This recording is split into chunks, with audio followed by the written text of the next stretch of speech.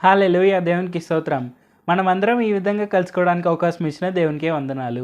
అందరూ బాగున్నారా? మనము ఇప్పుడు స్ట్రెయిట్‌గా వాక్యోపదేశంలోనికే వెళ్ళిపోదాము. మొట్టమొదటిగా మనము మీకా గ్రంథం 6వ అధ్యాయం 8వ వచనం చదువుకుందాం. మనుష్యుడా, ఏది ఉత్తమమో అది నీకు తెలియజేయబడి ఉన్నది.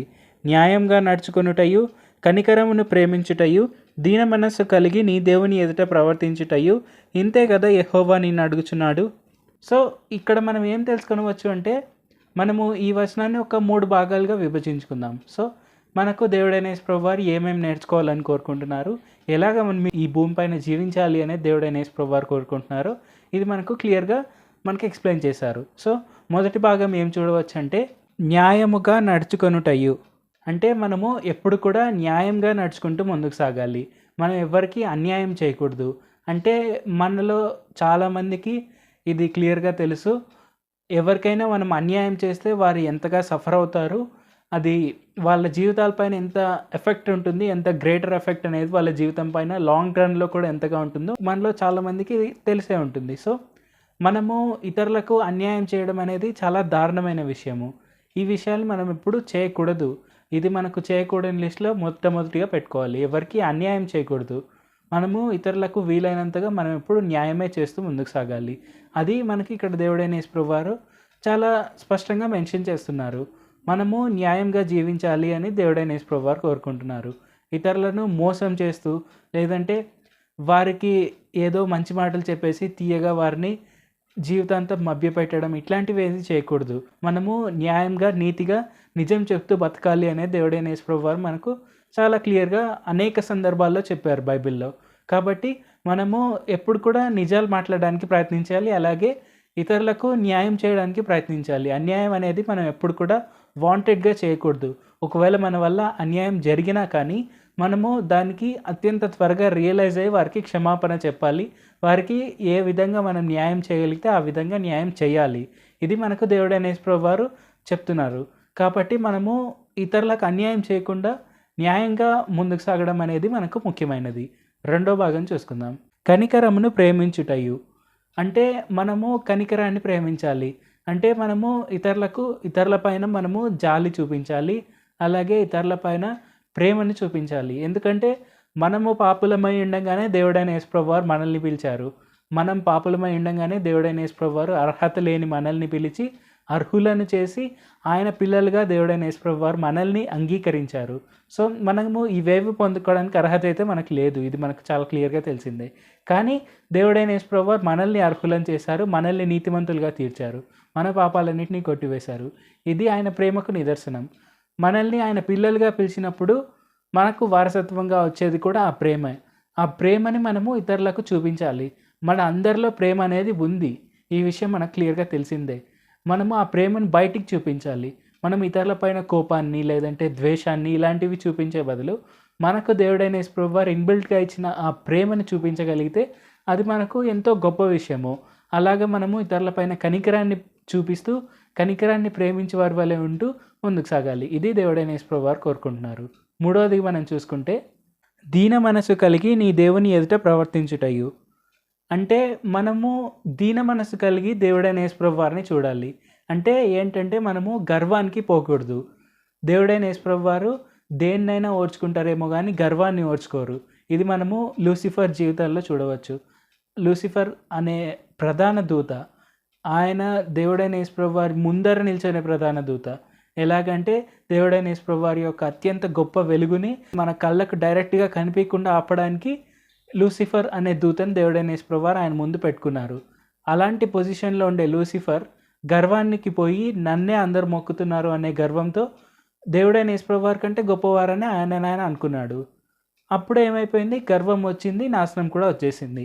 సో ఆ విధంగా గర్వం అనేది వచ్చిన వెంటనే లూసిఫర్గా ఉండే వ్యక్తి సాతాన్గా మారిపోయాడు. లూసిఫర్గా ఉండే గొప్ప ప్రధాన దూత ఆర్కేంజెల్, మేబీ నంబర్ 1 ర్యాంక్లో ఉండింది ఆర్కేంజెల్. ఎందుకంటే మైకేల్కి కూడా అలాంటి ప్లేస్ మనం చూడలేదు. ఎలాగంటే దేవుడైన యేసు ప్రభువారు ముందే నిల్చొనేంత గొప్ప ప్లేస్. సో అలాంటి నంబర్ 1 ర్యాంకింగ్ ఉండే ఆర్కేంజెల్ మోస్ట్ ప్రాబబ్లీ అతను సాతాన్గా మారిపోయాడు.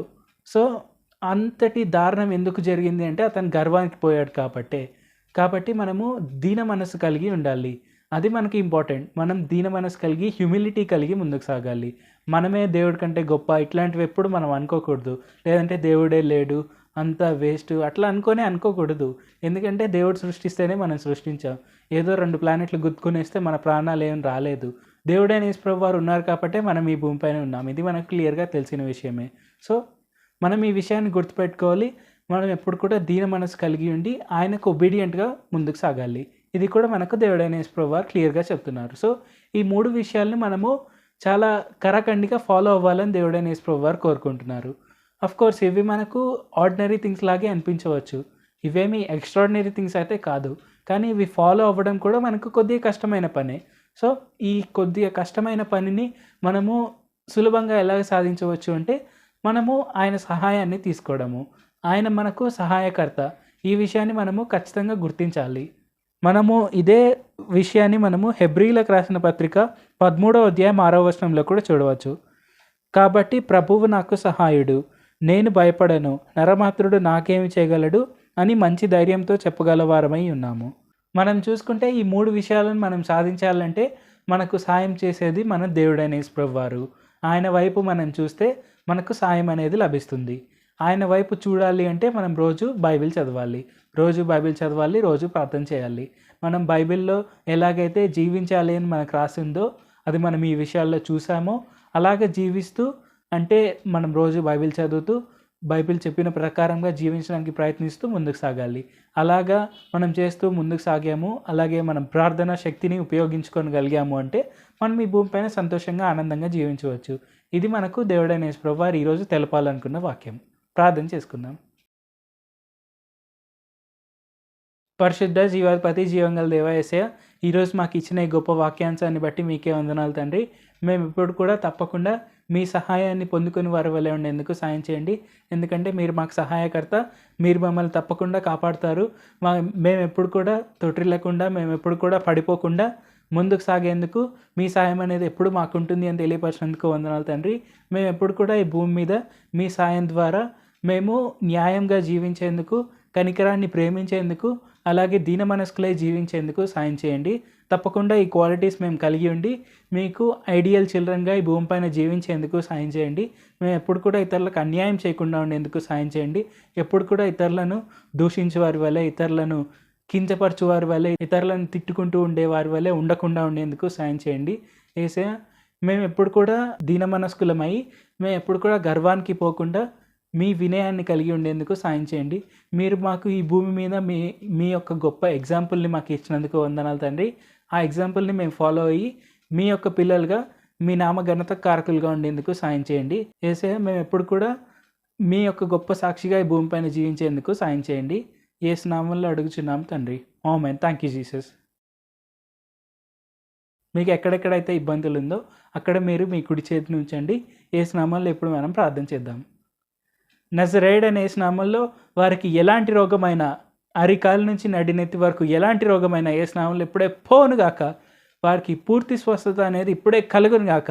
అది తలనొప్పి అయినా, అది ఐసైట్ ప్రాబ్లమ్స్ అయినా, అది క్యాన్సర్ అయినా, అది ట్యూమర్స్ అయినా, లేదంటే అది ఇయర్ డ్రమ్ ప్రాబ్లం అయినా, హియరింగ్ ఇష్యూస్ అయినా, లేదంటే నాసల్ క్యావిటీస్ ఇష్యూస్ అయినా, లేదంటే వారికి ఆస్తమా అయినా, థైరాయిడ్ అయినా, ఇస్నోఫీలియా అయినా, లేదంటే బ్లడ్ డిసీజెస్ అయినా, లేదంటే ఎయిడ్స్ అయినా, లేదంటే స్టమక్ ప్రాబ్లమ్స్ అయినా, అల్సర్స్ అయినా, లేదంటే పెయిన్స్ అయినా, నీ పెయిన్స్ అయినా, హ్యామ్స్ట్రింగ్ పెయిన్స్ అయినా, ఏసిఎల్ టేర్స్ ఉన్నా, లేదంటే యాంకిల్ పెయిన్స్ ఉన్నా, లేదంటే ఇంకా ఎలాంటి మసిల్ టేర్స్ ఉన్నా, లేదంటే ఎటువంటి పెక్టోరల్ మసిల్ టేర్స్ ఉన్నా, ఎలాంటి రోగాలైనా, ఎలాంటి ఇబ్బందులైనా, ఎలాంటి యాక్సిడెంట్స్ అయినా యేసు నామములో వారి జీవితాల నుంచి ఇప్పుడే పోనుగాక. వారికి పూర్తి స్వస్థత అనేది ఇప్పుడే యేసు నామములో కలుగునుగాక. అలాగే వారికి ఎలాంటి ఆర్థిక ఇబ్బందులున్నా యేసు నామములో ఇప్పుడే పోనుగాక. వారికి ఫైనాన్షియల్ బ్రేక్ త్రూ అనేది ఇప్పుడే వచ్చునుగాక. కన్సిస్టెంట్గా వారికి ఫైనాన్షియల్ బ్రేక్ త్రూస్ అనేవి కలుగుతూనే ఉండునుగాక. వారు సంతోషంగా జీవించుదురుగాక. యేసు నామములో ఎలాంటి పోలీస్ కేసెస్ ఉన్నా, కోర్టు కేసెస్ ఉన్నా యేసు నామములో ఇప్పుడే అవి కొట్టివేయబడునుగాక. వారికి డిజర్వింగ్ జస్టిస్ అనేది ఇప్పుడే వచ్చి తీరునుగాక. యేసు నామములో ఇది జరుగునుగాక. ఆమేన్. సో మనం ఎప్పుడు కూడా దేవుడైన యేసుప్రభు వారు కోరుకునే విధంగా జీవించాలి. ఆయన చిత్త ప్రకారంగా మనం జీవించాలి. అన్నెసెసరీ డ్రీమ్స్ అనేవి మనం కలిగి ఉండకూడదు. దేవుడైన యేసు ప్రభువారు ఇచ్చిన వాటితో మనం సంతోషంగా ఉండాలి. అందులో మనం నెక్స్ట్ లెవెల్కి వెళ్తూ ఉండాలి. ఎందుకంటే దేవుడైన యేసు ప్రభువారు మనకి ఏదైనా ఇచ్చారు అంటే అది ద బెస్ట్ని మాత్రమే ఇస్తారు. అది మనము ఈ జీవితంలో మనం ఎంత కష్టపడినా పొందుకోలేము. కానీ దేవుడైన యేసు ప్రభువారికి ప్రార్థన చేస్తే అది మనకు అదంతకదే వస్తుంది. ఈ విషయాన్ని మనం గుర్తుపెట్టుకొని మనం ఎప్పుడు కూడా ఆయన చెప్పిన క్వాలిటీస్ అనేవి ఫాలో అవుతూ ముందుకు సాగుదాం. మనం నెక్స్ట్ టైం కలుసుకునే వరకు దేవుడు మనల్ని అందరినీ ఆశీర్వదించును గాక. ఆమేన్.